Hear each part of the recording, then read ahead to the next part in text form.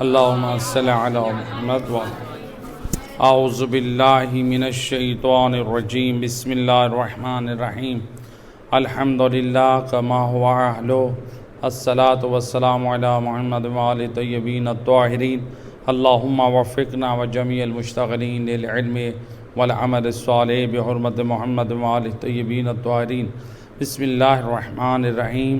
سلسلہ معرفت انبیاء علیہ السلام میں آج حضرت داؤد علیہ السلام کے حالات اور ان کے پارٹ نمبر 3 اور لاسٹ پارٹ ہے حضرت داؤد علیہ السلام کے حالات۔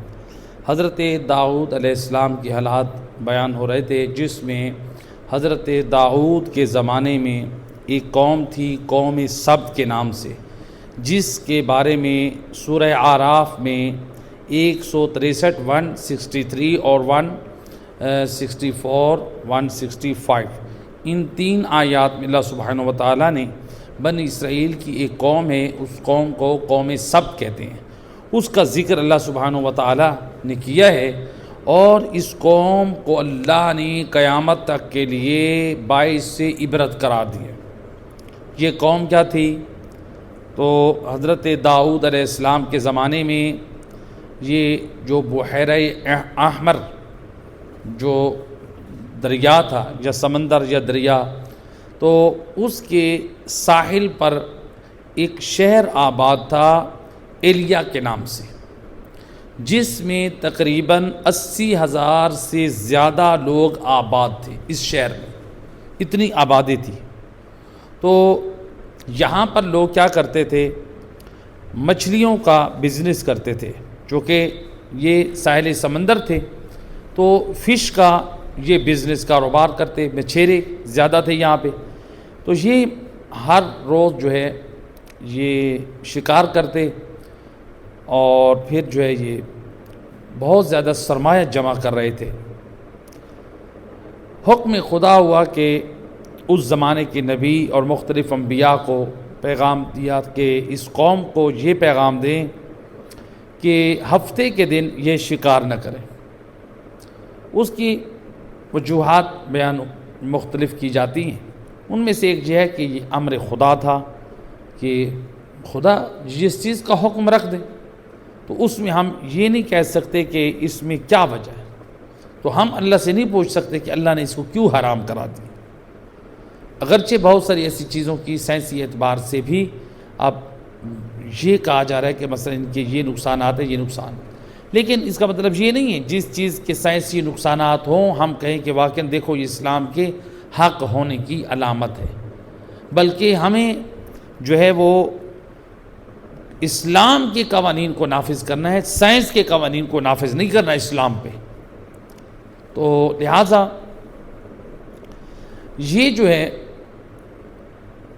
ہفتے والے دن مچھلیاں جو تھیں وہ امانیت محسوس کرتی تھیں، تو وہ ہفتے والے دن ساحل سمندر کے قریب آ جاتی، تو پورا ہفتہ جو ہے وہ سمندر کی گہرائی میں رہتی، تو یہ لوگ ہفتے والے دن بھی شکار کرتے، تو ان کا بزنس خوب چمکتا۔ انبیاء کی طرف سے حکم پہنچا، ان لوگوں نے سوچا کہ اب کوئی ایسا ہیلا تلاش کریں کہ ہمارا تو یہ بزنس خراب ہو جائے گا، اب حکم خدا ہے اس کو ہم کیسے چھوڑیں؟ تو لہٰذا انہوں نے یہ کیا کہ ایک مکر اور ہیلے والا جو ہے وہ انہوں نے ایک راستہ تلاش کیا، تو انہوں نے ساحل سمندر پہ مختلف ہر ایک نے اپنے اپنے حوض بنانا شروع کر دیا، تو وہاں سے ایک نالے کھود کے پھر وہ ایک حوض بناتے، وہ ان نالوں کے ذریعے سے مچھلی ان حوض میں آتی، تو وہ حوض ذرا نیچے ہوتا، تو یہ ہوتا کہ ہفتے والے دن جو فش اس حوض میں آ گئی تو کوئی وہ ان کی ملکیت بن گئی، تو یہ پھر اتوار والے دن آتے، کیا کرتے؟ ہر ایک اپنے اپنے حوض میں سے اس فش کو نکال کے بازار میں سیل کرتے اور اپنا روپیہ پیسہ جمع کرتے، اور بڑا خوش ہوتے کہ دیکھو خدا کا حکم آیا، نبی نے دے دیا، اور ہم نے اس کے لیے کیسا راستہ نکالا، جبکہ حکم تھا کہ تم نے ہفتے والے دن شکار نہیں کرنا، تو لہٰذا اس کا کوئی مقدمہ بھی نہیں بنانا۔ اب یہ شکار کرنے سے تو منع کیا ہے، لیکن یہ بھی تو شکار کا حصہ ہے نا، ہفتے والے دن یعنی حوض میں ان کو بلا کر پھر اتوار والے دن پکڑنا۔ تو انبیاء سمجھاتے رہے، لیکن یہ لوگ نہ سدھرے۔ اچھا، یہ جو نافرمان لوگ تھے، روایات میں ملتا ہے یہ ان کی تعداد تھی 70,000 ٹوٹل۔ جس شہر میں یہ آباد تھے 80,000 سے زیادہ تھے۔ اس میں جو نافرمان تھے وہ تھے 70,000، نافرمانی کرتے تھے۔ ان کو کچھ لوگ سمجھاتے تھے، اور وہ جو ان کو سمجھاتے تھے، نہی عن المنکر کرتے تھے، ان کی تعداد تھی 10,000۔ 70,000 یہ اور باقی کتنے؟ 10,000 یہ، کتنے ہو گئے؟ 80,000۔ تو چونکہ روایت میں کیا ہے، اس شہر میں 80,000 سے زیادہ افراد رہتے، تو 10,000 تھے نیکوکار۔ تو یہ لوگ ان کو روکتے کہ دیکھو خدا کی نافرمانی نہ کرو، یہ حوض بنانا بھی جائز نہیں ہے۔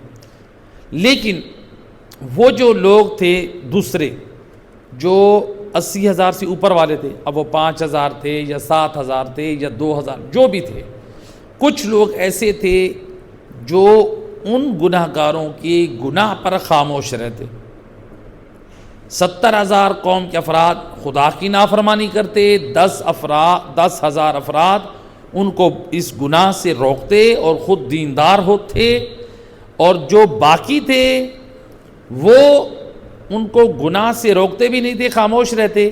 اور جو لوگ گناہوں سے روکتے تھے ان کو کیا کہتے تھے؟ قرآن مجید کی آیت مجیدہ ان کو کہتے تھے لما تعظون قوما اللہ مہلکہم او معذبہم عذابا شدیدا۔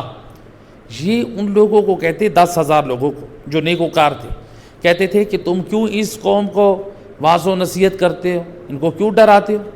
کیا اللہ ان کو ہلاک کرنے والا ہے، ان کو برباد کرنے والا ہے، یا پھر یہ اللہ کے سخت عذاب میں مبتلا ہونے والے ہیں؟ کیوں ان کو اتنا ڈراتے ہو، ان کو تم لوگ خوف زدہ کرتے ہو ہیں؟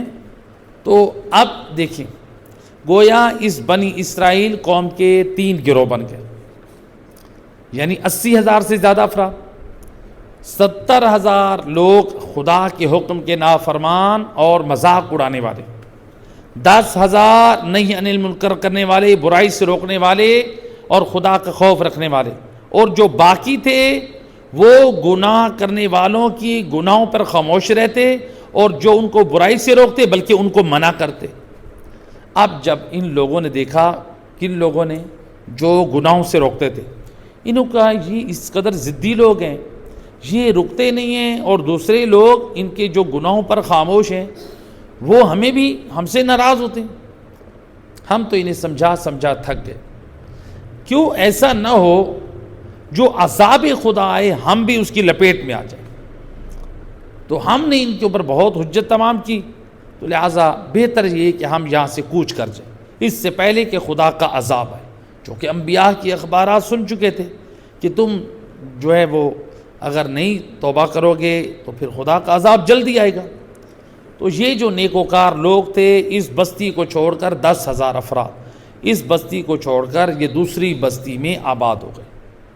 جب یہ دوسری بستی میں آباد ہوئے تو جب رات کا وقت ہوا، آدھی رات آئی، تو پھر اس بستی میں اللہ کا عذاب آیا، جس بستی میں یہ 70,000 نافرمان لوگ اور چند ہزار وہ لوگ جو ان کے گناہ پر خاموش رہتے اور ان نیک لوگوں کو روکتے کہ تم ان کو برائی سے کیوں روکتے۔ وہ سارے برے لوگ، گناہ کرنے والے اور گناہوں پر خاموش رہنے والے، یہ ان پر اللہ کا عذاب آیا۔ کیسا عذاب آیا؟ جب صبح ہوئی، وہ لوگ جو نیکوکار تھے انہوں نے دیکھا کہ آج اس شہر کا دروازہ نہیں کھلا، نہ اس شہر سے باہر کوئی گیا ہے، نہ اس شہر سے باہر سے اس شہر کے اندر کوئی داخل ہوا، نہ اس شہر سے باہر کوئی آیا، نہ یہ دروازہ کھلا۔ آخر وجہ کیا ہے؟ چونکہ یہ لوگ تو کل اس شہر کو چھوڑ کر ساتھ والے شہر میں آباد ہو گئے۔ لوگ ارد گرد بہت پریشان ہوئے، ان کو تجسس ہوا، مختلف لوگوں کے کچھ رشتہ دار ہیں، کچھ عزیز ہیں، ظاہری بات ہے اتنی بڑی تعداد جو 70,000 سے بھی زیادہ، ہر ایک کے کچھ نہ کچھ رشتے میں کچھ لگتے ہیں۔ اب جو لوگ پہنچے اس شہر کے قریب، دروازہ کھلنے کے لیے زور لگا رہے ہیں، دروازہ بھی اوپن نہیں ہو رہا۔ بالآخر کسی طرح سے یہ لوگ دیواروں پہ، جو پرانے زمانے میں مختلف شہر ہوتے تھے نا، ان شہروں کی دیواریں ہوتی تھیں، جیسے کہ آپ کے ملتان شہر میں یہ قدیم جو شہر ہے نا، یہ پاک گیٹ، حرم گیٹ، خونی دولت گیٹ، یہ سارے گیٹ ہوتے تھے۔ یہ جو النگ ہے نا، تو یہ ایک دیوار ہوتی تھی ملتان شہر کا قدیمی حصہ، کہ جو بھی اس شہر سے باہر نکلتا تو دروازے کے ذریعے سے، اور جو شہر کے اندر سے داخل ہوتا تو اس دروازے کے ذریعے سے۔ تو وہ دیواریں تھیں جو اس وقت جو النگ، جس کو ہم لوگ، ہمارے ہاں مشہور ہے یہ جگہ، جو روڈ بنا ہوا ہے، یہ در حقیقت یہ دیواریں ہوتی تھی، اور ان کے اوپر سپاہی ہوتے تھے اس دور میں شہر کی حفاظت کے لیے، کہ باہر سے کوئی ڈاکو یا باہر سے کوئی اور لوگ جو ہے اس شہر پر حملہ نہ کریں۔ تو پہلے زمانے میں شہر ایسے ہوتے تھے، اب تو اوپن ہوتا ہے نا شہروں کا ماحول۔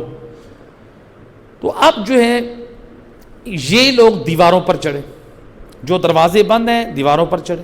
دیواروں پر چڑھا تو کیا دیکھا انہوں نے؟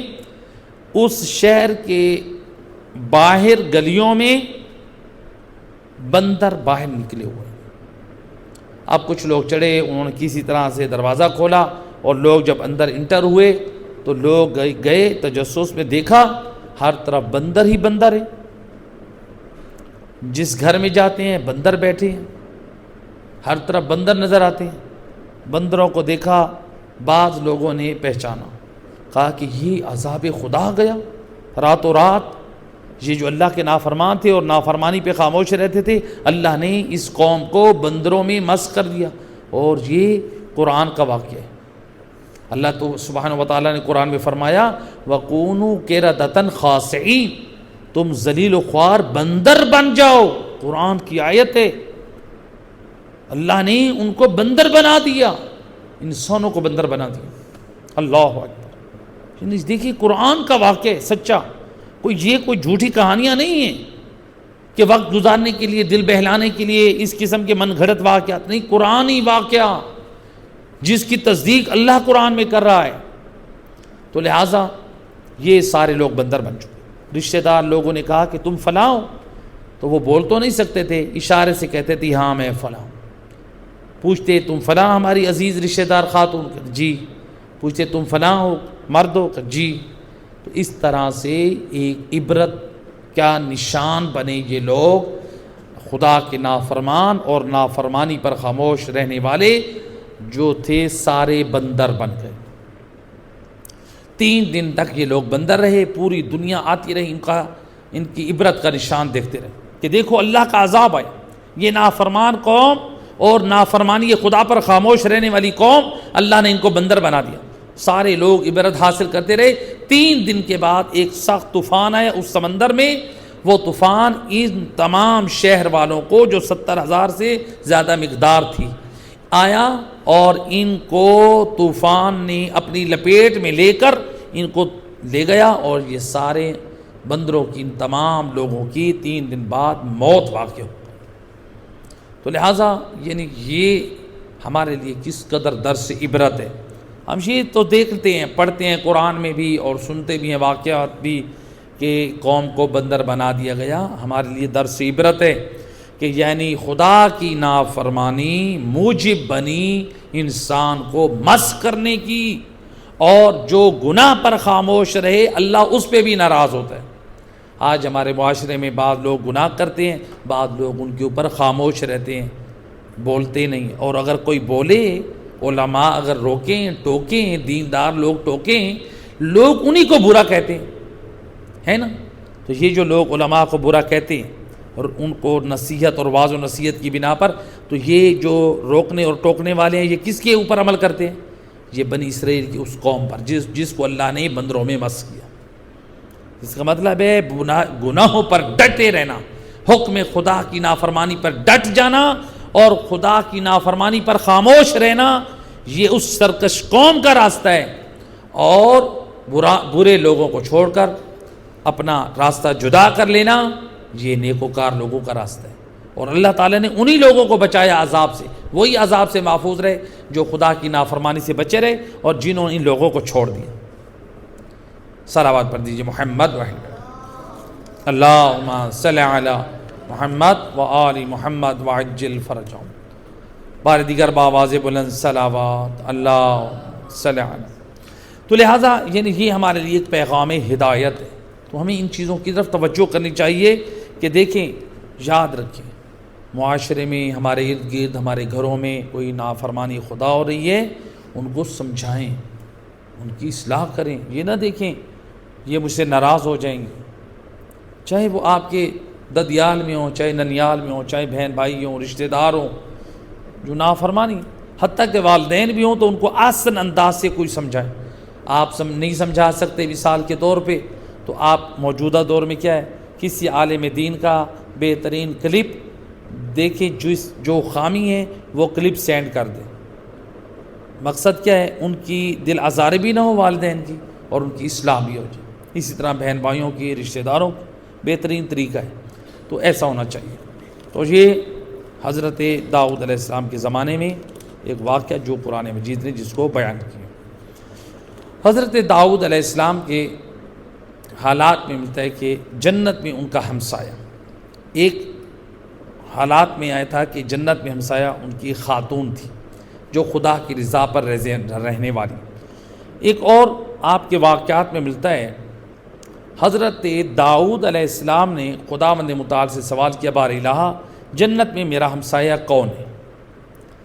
آواز قدرت آئی، اے داؤد تمہارا جنت میں ہمسایہ نبی یونس کے والد حضرت متا ہیں.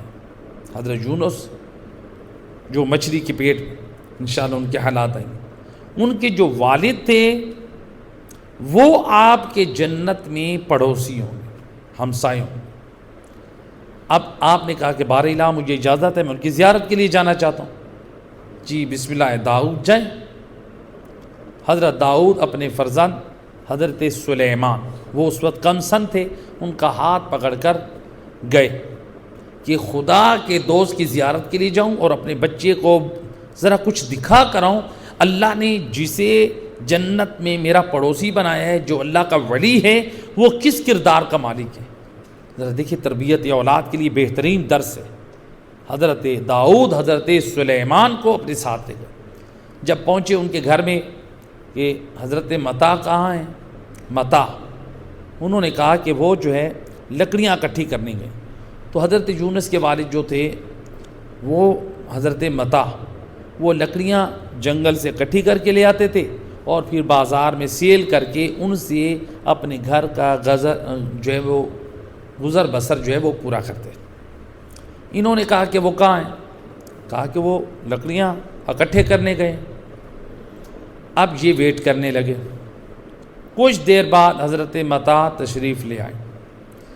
انہوں نے دیکھا تو ایک مرتبہ خوش ہوئے کہ میرے گھر جو ہے وہ اللہ کا یعنی نبی آئے، ایک دوست آئے. تو لہٰذا انہوں نے جو اٹھائی ہوئی تھی، جب وہ واپس آئے تو انہوں نے لکڑیاں اٹھائی ہوئی تھیں اور اپنے گھر کے باہر انہوں نے رکھی سیل کرنے کے لیے. تو کہا کہ کون ہے جو حلال کے بدلے حلال خریدے، یعنی میں حلال پیسے دے جائے اور حلال لکڑی، یعنی محنت کی مزدوری سے میں لے آیا ہوں اور حلال پیسوں سے لے جائے. تو لوگوں نے وہ لکڑیاں خریدی. حضرت متا نے کیا کیا، ان لکڑیوں کی قیمت سے گندم لی، گندم لے کر پھر آپ نے آٹا خریدا، گندم خریدی، پھر آپ نے اپنی چکی پر خود اس کو پیسا. پیسنے کے بعد پھر اس کی روٹی بنائی. روٹی بنا کر جب روٹی تیار ہوئی، حضرت داؤد اور حضرت سلیمان کے سامنے روٹی رکھی اور ساتھ نمک رکھا اور پانی، اور پھر باتوں میں مشغول ہو گئے. جب باتیں ہو رہی تھی تو اس کے بعد جب کھانا کھانے لگے تو حضرت متا جو تھے وہ لقمے پہ پڑھتے ہیں بسم اللہ الرحمن الرحیم. جب کھانا مکمل کیا، پانی پیا، تو آپ نے پڑھا الحمدللہ. تو اس طرح سے یعنی اللہ کی حمد کی، اللہ کا شکر ادا کی. تو حضرت متا نے خداوند متعال کی نعمتوں کا شکریہ ادا کیا. صلوات پڑھ دیں محمد رحمۃ اللہ. نعمت کا شکریہ ادا کیا. کیا کہا کہا کہ ہر قسم کی سلامتی اور نعمت، اے اللہ ہر قسم کی نعمت اور سلامتی تیری طرف سے، تو نے مجھے اپنا دوست بنایا، تو نے جتنی مجھے نعمتیں دیں کسی اور کو کہاں دی، تو نے مجھے ہاتھ دیے، تو نے مجھے آنکھیں دیں، تو نے مجھے کان دیا، تو نے مجھے جسم کے اعضاء دیے ہیں، تو نے مجھے لکڑیاں اکٹھے کرنے کی طاقت دی، پھر اے اللہ تو نے مجھے طاقت دی کہ میں ان لکڑیوں کو، میں ان کو کاشت بھی میں نے نہیں کی، ان لکڑیوں کو میں نے کاشت نہیں کیا، لیکن میں نے لکڑیوں کو اکٹھا کیا، پھر ان کو بیچا ہیں، اور پھر میں نے گندم خریدی، اور اس کی آمدن سے، جو لکڑیوں کی آمدن ہے اس سے گندم خریدی، اور پھر میں نے کیا کیا، آٹا بنایا، اور اب مہمان نوازی کر رہا ہوں۔ تو نے یعنی اللہ کا شکر ادا کریں، میرا اللہ آگ تیرے اختیار، تو نے میرے اختیار میں تو نے دی، پتھر سے مدد میں نے لی، اس میں بھی تو نے اس میں اثر ڈالا کہ جو دانے تھے وہ یعنی آٹا بن گئے۔ تو اس طرح حضرت متا، حضرت یونس کے والد ایک ایک نعمت خدا کا شکر ادا کرنے لگے۔ تو جب حضرت متا یہ شکر خدا کرنے لگے تو حضرت داؤد علیہ السلام نے حضرت سلیمان سے کہا، بیٹا دیکھو ذرا غور کرو، یعنی حضرت داؤد علیہ السلام شکر خدا کرنے کے بعد روایت کا جملہ ہے پھر آپ بلند آواز سے گریہ کرنے لگے، خدا کا شکر کیا ادا، پھر خدا کے خوف میں رونے لگے۔ تو جب یہ سارا منظر دیکھا کہ حضرت متا اس قدر پاک و پاکیزہ، خود محنت کرتے ہیں، خود جو ہے وہ سارا کچھ تیار کرتے ہیں، پھر اللہ کی ایک ایک نعمت کو گنتے ہیں، اپنے اعضاء کی نعمتوں کو بھی اور کھانے پینے کی چیزوں کو بھی، دوسری نعمتوں کو بھی بیان کر کے اللہ کا شکر ادا کرتے ہیں۔ تو حضرت سلیمان سے کہتے ہیں کہ اے بیٹا، میں نے متا سے بڑھ کر آج تک کائنات میں اللہ کا شکر گزار بندہ نہیں دیکھا، یعنی انہوں نے اپنے زمانے میں یعنی اللہ کا اس قدر شکر گزار بندہ ہے۔ تو جو اللہ کی نعمتوں کا شکر گزار ہیں، تو یعنی اب حضرت داؤد نے یہاں پر کیا کیا، دو پیغام دیے اپنے فرزند حضرت سلیمان کو۔ ایک تو شکر گزاری کا کہ اللہ کی جتنی بھی نعمتیں ہیں ہمارے بدن میں ہوں، ہمارے ارد گرد ہمارے گھر میں ہوں، ہمارے پاس دنیا کی جتنے وسائل ہیں، یہ ساری اللہ کی نعمتیں ہیں، ہمیں ہر نعمت کا شکر ادا کرنا چاہیے۔ اور دوسرا اس میں پیغام دیا کہ جو با کردار لوگ ہوتے ہیں نا، وہ تربیت اولاد کے لیے نمونہ عمل ہوتے ہیں، جس طرح حضرت داؤد علیہ السلام اپنے بیٹے سلیمان نبی کے سامنے ایک حضرت متا کے پاک کردار کو نمونہ پیش کرے کہ دیکھو اس طرح شکر گزار بنو، اس طرح پاک کردار کے مالک بنو جسے اللہ نے میرا جنت میں پڑوسی بنایا ہے۔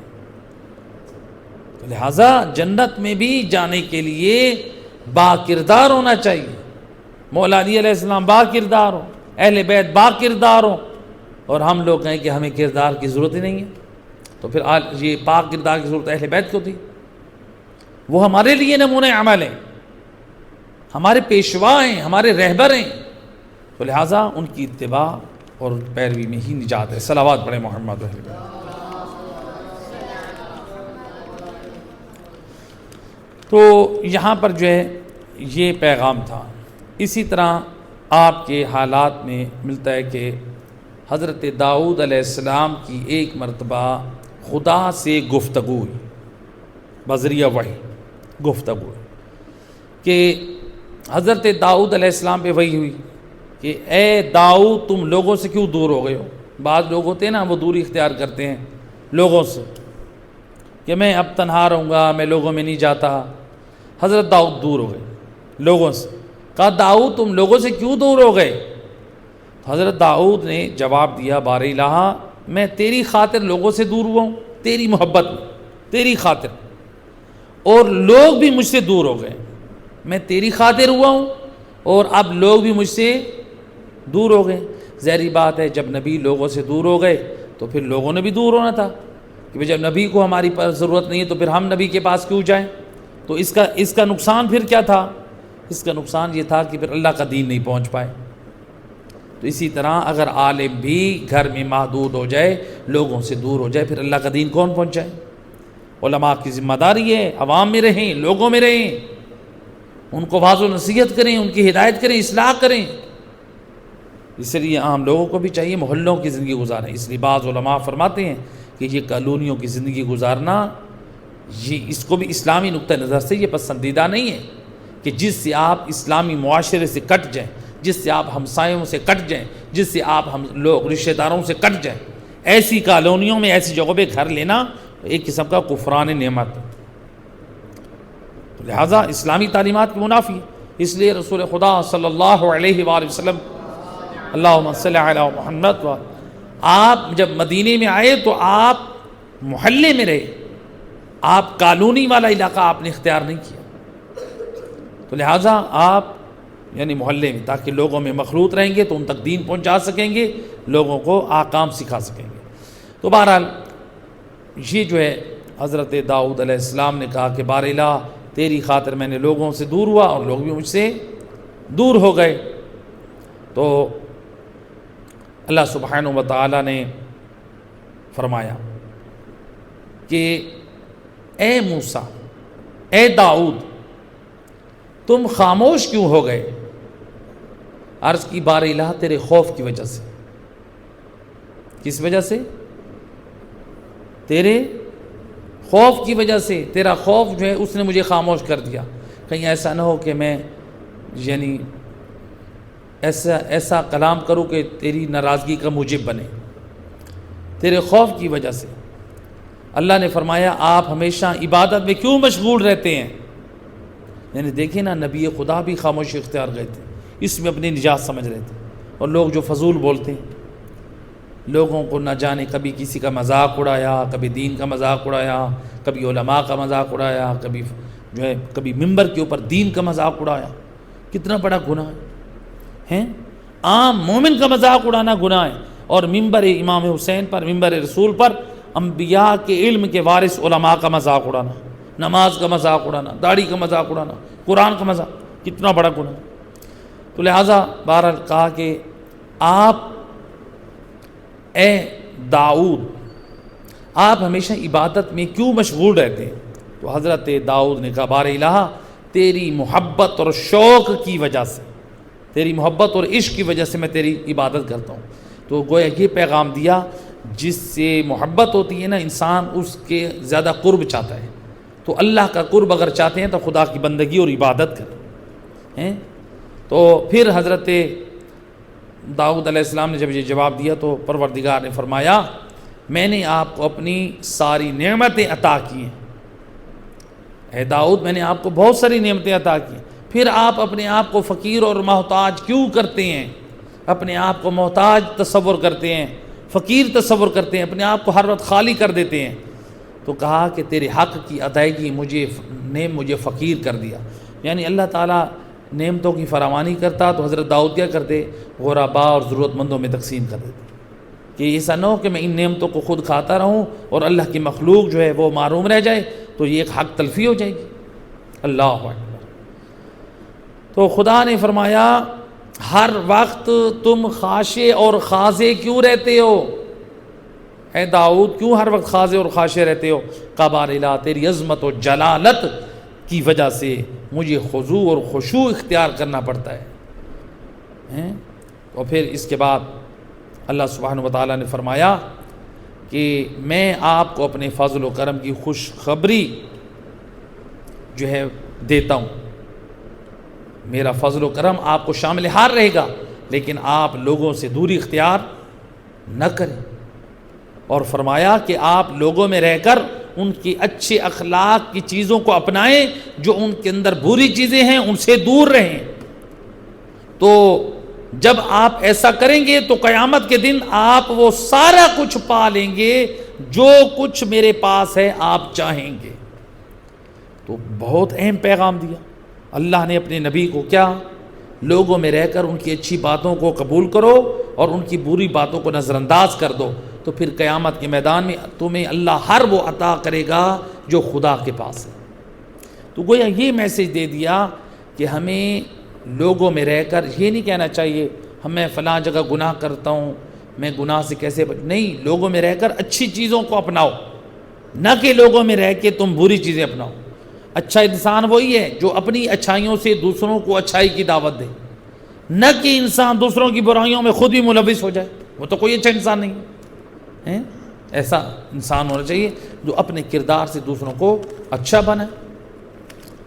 تو لہٰذا ایک صلوات پڑھ دیں محمد اللہم صلی علی۔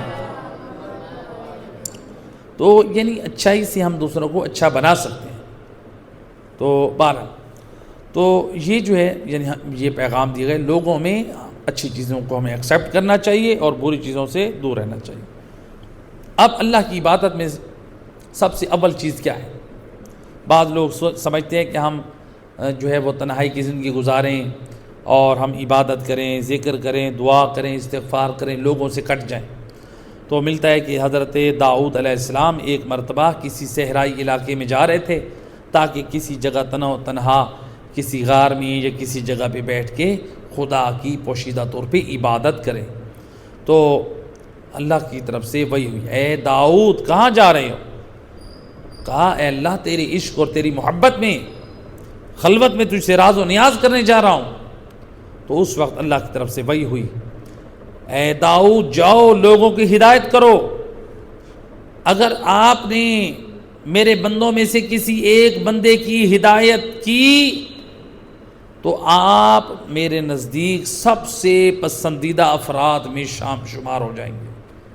میرے نزدیک سب سے پسندیدہ شخص وہ ہے جو میرے بندوں میں سے کسی ایک بندے کی ہدایت کرے۔ یعنی اس میں ایک عظیم پیغام دے دیا۔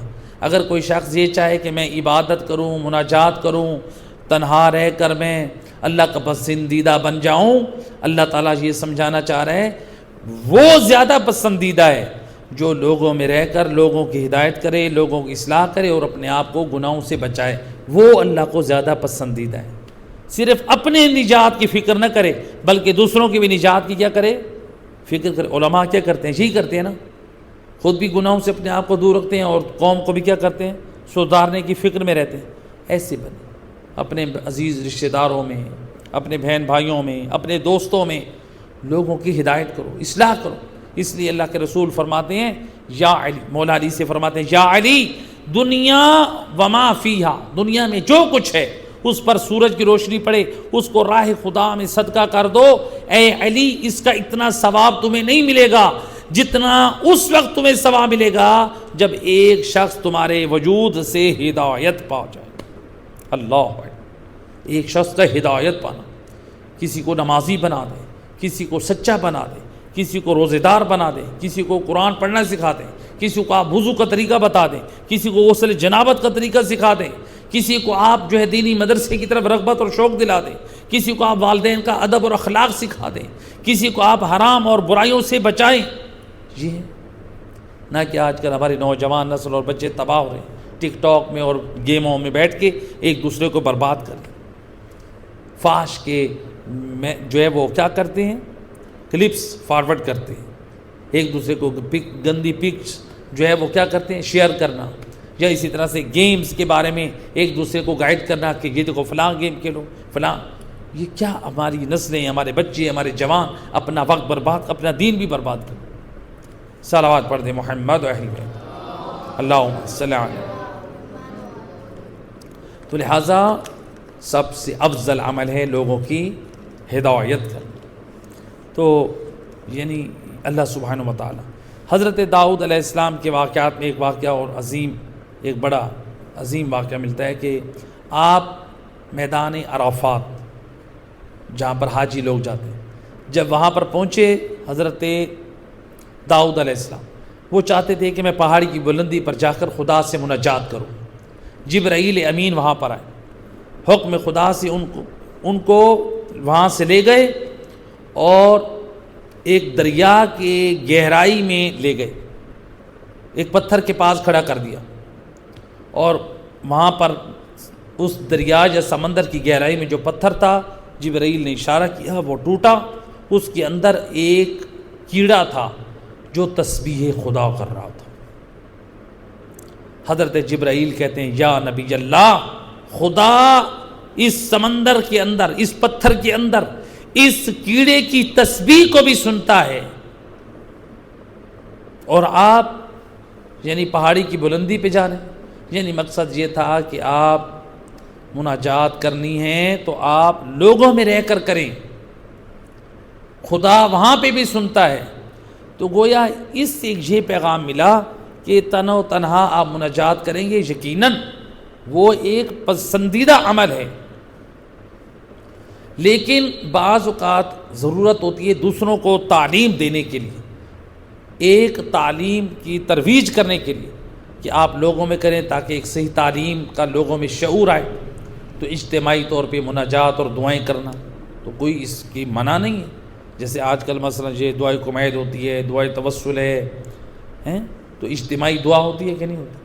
تو لہٰذا اس میں اگر انسان یہ دعا پڑھے، اس کا ترجمہ ہو، اس میں گریہ ہو، مناجات ہو، استغفار ہو، اہل بیت کے مصائب بہترین ایک وسیلہ ہے، بخشش کا ذریعہ ہے، اس میں اپنے گناہوں پہ بھی انسان رو لے اور اہل بیت اطہار علیہ السلام کے غم میں بھی انسان رو لے، بہترین دعاؤں کا یہ سلسلہ ہے۔ تو لہٰذا اس سے ہم یعنی جو سادہ لوگ ہیں یا جن لوگوں میں یہ شعور نہیں ہے مذہبی، ان میں ہم یہ کام کر سکتے ہیں۔ تو حضرت داؤد علیہ السلام کی جو لائف تھی، جو زندگی تھی، اس کے بارے میں تاریخ انبیاء ملتا ہے کہ آپ نے ٹوٹل 100 سال ایج پائی، 100 سال، 40 سال آپ نے حکومت کی، اور حضرت داؤد علیہ السلام کا جو محل تھا، رات کو ایک کنیز ان تمام دروازوں کو بند کر کے اس کی چابی جو ہے آخر میں حضرت داؤد کو دیتی۔ ایک رات کو ابھی کنیز کے آنے سے پہلے حضرت داؤد نے دیکھا میرے محل کے اندر ایک شخص ہے۔ پوچھا کون؟ کہا کہ میں وہ ہوں جو بادشاہوں کے محلات میں ان کی اجازت کے بغیر جاتا ہوں۔ حضرت داؤد سمجھ گئے، کہا کہ تم اسرائیل ہو؟ کہا ہاں یا نبی اللہ میں اسرائیل ہوں، اور آپ کی موت کا وقت آ چکا۔ کہا کہ تم مجھے پہلے بتاتے اور پھر آتے تاکہ میں موت کے لیے آمادہ اور تیار ہوتا۔ کہا یا نبی اللہ میں نے کتنی مرتبہ آپ کو میسج بھیجے موت کے؟ کہا کہ کب بھیجے مجھے میسج؟ کہا کہ یا نبی اللہ یہ بتائیں آپ کے والد، آپ کے بھائی، آپ کے دادا، یہ جو ہیں آپ کے ہمسائے، یہ کہاں ہیں؟ حضرت داؤد کہتے ہیں وہ تو فوت ہو چکے۔ کہا کہ بس یہی تو پیغام ہے، آپ کے رشتہ داروں کا فوت ہونا، یہ آپ کو میسج دیا تھا یا نبی اللہ آپ کے لیے بھی موت برحق ہے، صرف انہوں نے نہیں مرنا، یہ ہمارے ارد گرد لوگ مرتے ہیں، ہم سب کو پیغام ہے کہ آپ بھی تیار رہو، موت آپ کو بھی آ سکتی ہے، اپنے واجبات کو مکمل رکھو۔ تو لہٰذا حضرت داؤد علیہ السلام مسکرائے، آپ نے فرمایا حکم خدا ہے، مرحباً، خوش آمدید، حکم خدا ہے، آ جاؤ۔ تو لہٰذا حکم خدا کے سامنے سر تسلیم خم کر دیا، اور حضرت اسرائیل نے آپ کی روح کو قبض کیا، اور پھر آپ کی بڑی شان اور شوکت سے جنازہ اٹھا تو اس وقت بڑی سخت دھوپ اور گرمی تھی، بڑی گرمی کی حرارت تھی۔ تو حضرت سلیمان نبی جو تھے انہوں نے پرندوں کو حکم دیا کہ تم اپنے پروں سے سایہ بناؤ۔ انہوں نے پرندوں نے اپنے پروں سے سایہ بنایا، حضرت داؤد علیہ السلام کے جنازے پر سایہ بنایا گیا، اور پھر وہاں پر آپ کی قبر جو بیت المقدس کے قریب جبل سیون میں آپ کی قبر ہے، وہاں پر مسلمان بھی زیارت کے لیے جاتے ہیں، یہود بھی جاتے ہیں، عیسائی بھی جاتے ہیں۔ تو حضرت داؤد علیہ السلام کے جنازہ یعنی اس شان سے اٹھا کہ پرندوں نے سایہ بنایا، لیکن یہاں پر بڑا ایک غم اور مصیبت کا جملہ ہے، اے داؤد نبی آپ کے جنازے پہ تو پرندوں نے سایہ بنایا، میں قربان جاؤں زہرا خلال حسین ابن علی، کربلا میں جس کا لاشا پامال رہا، میں کہوں اے پرندوں کہاں گئے ہو، اپنے پروں سے سایہ کیوں نہیں بنایا؟ اللہم صلی علی محمد وعلی محمد۔ اے کریم مہربان اللہ صدقہ محمد و اہل بیت علیہ الصلاۃ والسلام اس درس سے معرفت انبیاء کو شرف قبولیت عطا فرما۔ مہربان اللہ آج کے درس کا جو ثواب نیاز کا ثواب برادر محمد اسلم کے والد مرحوم کی روح کو ارسال فرما۔ اے کریم اللہ صدقہ محمد و اہل بیت اس دین ادارے کو ترقی اور کامیابی عطا فرما۔ اے مہربان اللہ صدقہ محمد و اہل بیت ہماری خطاؤں کو درگزر فرما۔